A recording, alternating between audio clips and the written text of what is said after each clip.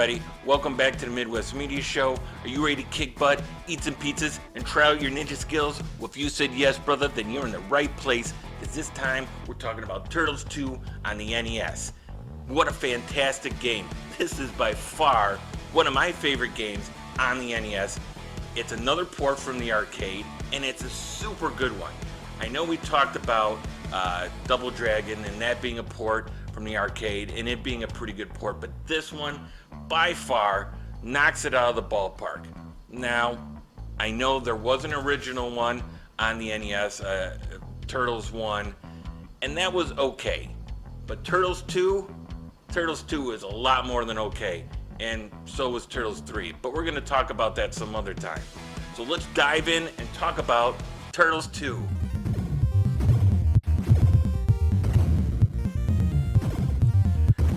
Turtles 2, the arcade game, is a side-scrolling beat-em-up developed by Konami, published by Ultra Games, and released in 1990.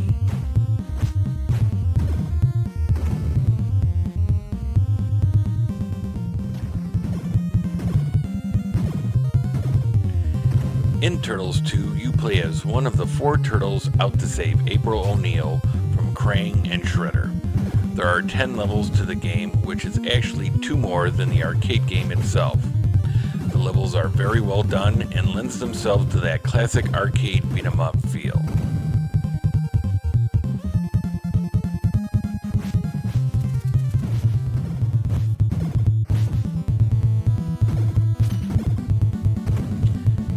As you soldier on through each level, you will have to battle a multitude of bad guys to get to the end.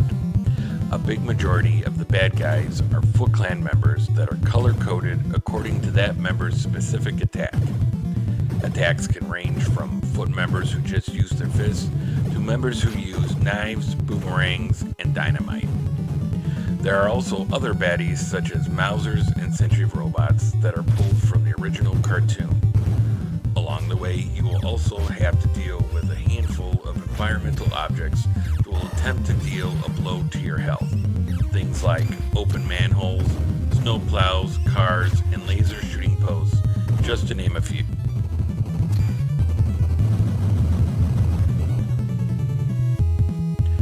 The Turtles don't have very many attacks at their disposal. There are only 3 actually. A jump kick, weapon attack, and a jumping weapon attack. Not exactly a treasure trove of moves, but what are you gonna do? The game does get repetitive, but that's a problem common to most beat-em-ups. The environment around you can take damage in places, which I always thought was cool, especially back in the day. And the Turtles can use some of these places to their advantage, like blowing up barrels to kill Foot members.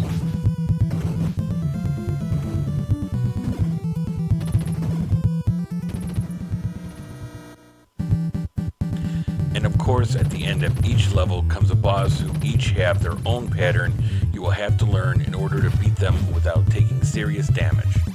Some of the bosses include Bebop, Rocksteady, Baxter Stockman, and of course Krang and Shredder.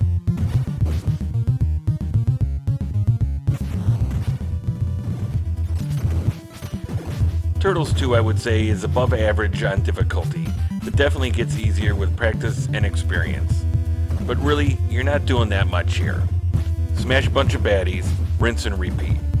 There are pizzas along the way to give you some of your health back, and the game also comes with a limited number of continues.